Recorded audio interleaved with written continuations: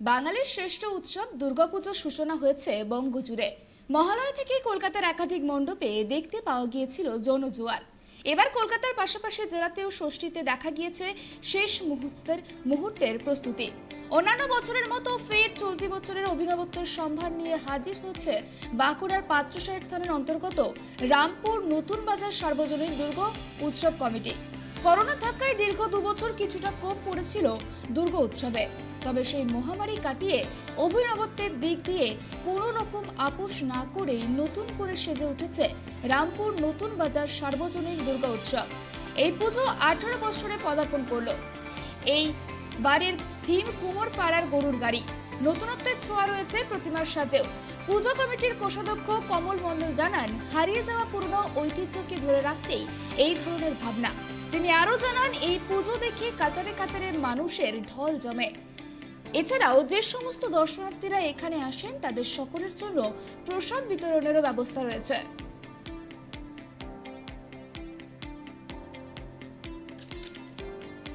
আমাদের বাংলার চিত্রকে তুলে ধরা হয়েছে। আমরা যে আগে ছোটবেলায় সহজপাঠ কুমোর পাড়ার গরু গাড়ি পড়েছি, আস্তে আস্তে সেসব কিছু হারাতে বসেছি, তাই সেই পুরানো চিত্রকে আমরা তুলে ধরেছি। এটা আমাদের রামপুর নতুন বাজার। বিগত 2005 থেকে 18 বছর চলছে পুজো। এই 5 দিন আমরা এখানেই থাকি, পুজো নিয়ে মেতে থাকি। এটা সার্বজনীন পুজো, তবু আমরা এই পুজোতে খুব আনন্দ করি। আমরা 5 দিন এখানেই থাকি। হ্যাঁ, অষ্টমীর দিন সন্ধি পুজো থাকে, নবমী অনুষ্ঠান থাকে, দশমীর দিন আমরা সিঁদুর খেলা নিয়ে মেতে থাকি। আজ মহাপঞ্চমী, সন্ধ্যাবেলা পুজো হবে, ষষ্ঠী। আমরা খুব আনন্দ করি এখানে। এসব কিছু নিয়ে আমরা 5 দিন খুব ভালোভাবেই কাটাই। পুজো না বাইরের থেকে মানুষজন আসে? না, বাইরের থেকে মানুষজন অনেকেই দেখতে আসে এবং সবাই খুব আনন্দ করে। হ্যাঁ, পাত্রসাহের মধ্যে এটা আমাদের খুব ভালো পুজো হয় এবং খুব ভালো আমরা আনন্দ করি। এটা খুব আনন্দিত। আপনাদের যে ট্রাইব টিভি আমাদেরকে সিলেকশন করেছে, এই জন্য আমরা খুব আনন্দিত। বছর আমরা রবীন্দ্রনাথ ঠাকুরের কুমোর পাড়ার গরুর গাড়ি যে একটা কবিতা আছে, আমরা ছোটোবেলা পড়েছি, সেই কবিতাকে অনুকরণ করে আমরা এই কুমোর পাড়ার গরুর গাড়ির থিমটা আমরা তুলে ধরার চেষ্টা করেছি। এই চেষ্টা হচ্ছে আমাদের পুরনো ঐতিহ্য, যে সমস্ত পুরনো ঐতিহ্য আছে সমস্ত কিছু হারিয়ে যেতে বসেছে। এই ডিজিটাল যুগে আমরা সব ডিজিটাল নিয়ে চিন্তাভাবনা করছি, কিন্তু পুরনো কোনো চিন্তাভাবনা আমরা রাখি না।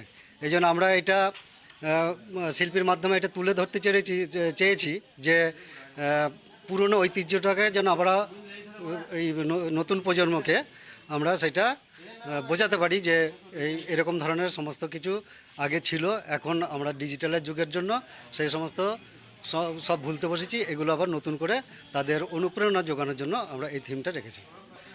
দর্শক, আমাদের এখানে দর্শক বিভিন্ন জায়গা থেকে দর্শক আসে এবং দূর দূরান্ত থেকেও আমাদের এখানে দর্শক আসে। আমাদের পাত্রসাহেব ব্লকের মধ্যে আমরা প্রত্যেক বছর একটা থিম পুজোর আয়োজন করি এবং প্রত্যেক বছর সেই থিম পুজোটাকে আমরা প্রাধান্য পাই। এক বছর আমরা পাত্রসাহেব ব্লকের মধ্যে প্রাইজও পেয়েছিলাম। আমরা প্রত্যেক বছর এই জন্য একটা থিমের একটা চিন্তাভাবনা নিই। আর দূর দূরান্ত থেকে হাজার হাজার মানুষ আমাদের এই পুজো মণ্ডপটা দেখতে আসে এবং পুজোর আমরা যে থিমটা করি সেই সমস্ত থিমগুলো সব দেখতে আসে। আর প্রত্যেকে ভালোই বলে। আমরা বলতে গরুর গাড়ির যুগ শেষ, ট্রাক্টরের যুগ আসছে, এটা প্রথম ভাবনা। এটা হলে মানে দেখলেও সাধারণ মানুষ এটা ভাববে হয়তো, কিন্তু আমার প্রথম ভাবনা হচ্ছে কুমোর পাড়ার গরুর গাড়ি, সহজ পাঠ, সেই রবীন্দ্রনাথের যুগ। সেই রবীন্দ্রনাথের যুগটাকে আমি তুলে ধরার চেষ্টা করছি। আর এই গরুর গাড়ির যুগ তো বিলুপ্তির পথে। কাজেই এই গরুর গাড়িটা আমাদের গ্রাম বাংলার ছেলেরাও তো ভুলে গেছে, সেটাকে তুলে ধরার আমি চেষ্টা করেছি আমার তুলির মাধ্যমে যতটা সম্ভব, এই আর কি। আর এই গরুর গাড়িতে মাকে নিয়ে যাওয়া হচ্ছে, সামনে গারোয়ান। আর আপনার আগামীকাল 2রা অক্টোবর মহাত্মা গান্ধীর জন্মদিন। সেই জন্মদিন উপলক্ষে আমরা এখানে জন্মজয়ন্তীটাও পালন করব, এটা আশা রেখেছি। তার জন্য মহাত্মা গান্ধীর স্ট্যাচুটা আমি লাগিয়েছি।